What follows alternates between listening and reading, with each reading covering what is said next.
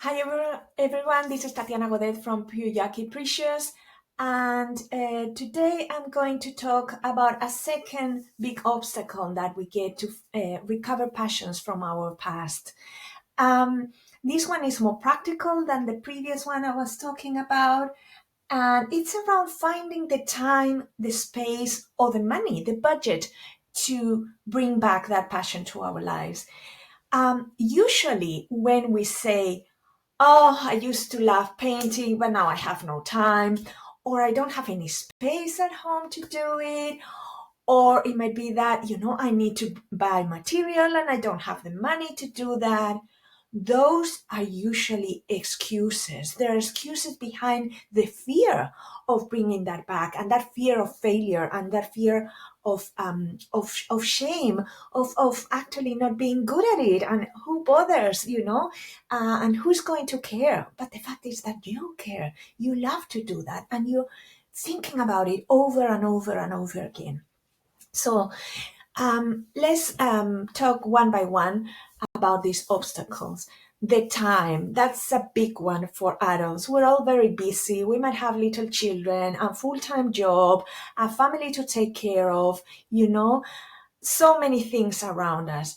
When can we find the time to do this? And sometimes what happens is that we are expecting to have 2 hours per day to work in our passions, because we think about how it was when we were kids. And when we were kids, we might have loads and loads of time. But as adults, the reality is that we don't usually have that time. So what can we do? We need to start slowly. Slowly means maybe 15 minutes a day, maybe half an hour. When you might need to find your time. A very good moment is early in the mornings, waking up half an hour earlier. It might be very difficult at the start.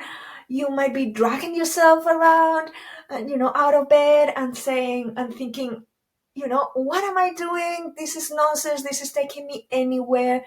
So you need to overcome that initial resistance.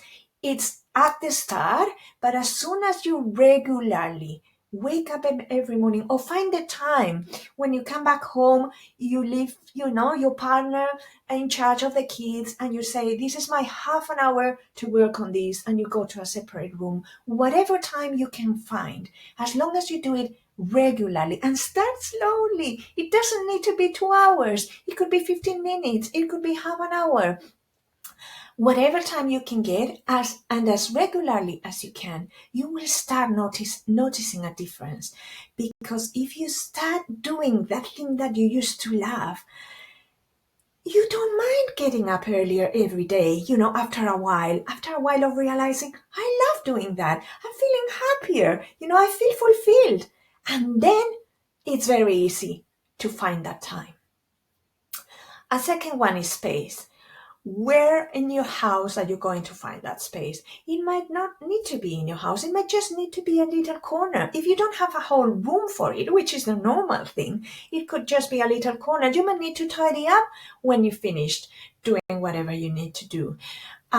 Maybe you need to ask a friend if they have a corner where you could go, as a place where you can get started. And again, it's a matter of getting started. It doesn't need to be the perfect place. You don't need to have a whole, room for it, or an apartment, or a shed, or anywhere.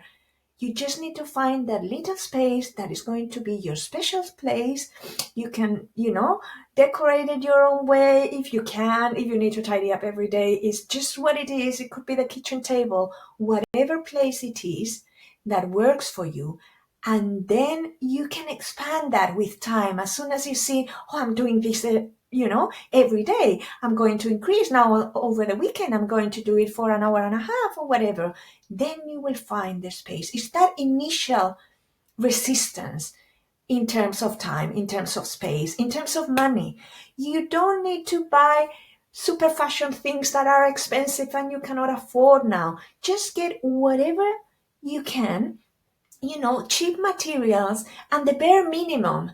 Because, as again, as soon as you get started and you get that momentum and you get that feeling of joy, then you will start figuring things out. You might, want to buy one thing each month, to increase the number of materials that you need for your passion. Or you might find your way. The main thing is that the drive is that joy. The drive is that feeling of fulfillment, is that happiness. It is everybody around you saying, oh, I noticed that you're much happier now, and you notice it, and life looks different. It looks more bright.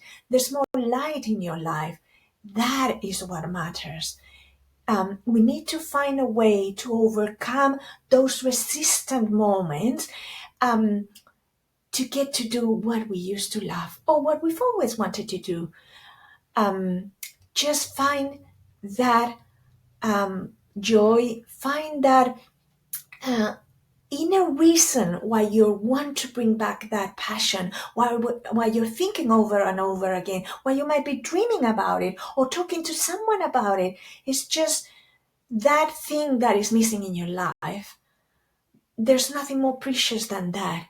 So find a way to slowly get started, to go past that resistant moments. I promise you that after you've passed that, that moment of resistance, then you will start doing it for the sake of doing it. You will become like a child again because you love what you're doing. And that's what really matters. Thank you. I hope you like this video. And if you would like to subscribe or to send me a comment, I would be more than happy to read your comments. Thank you. Bye bye.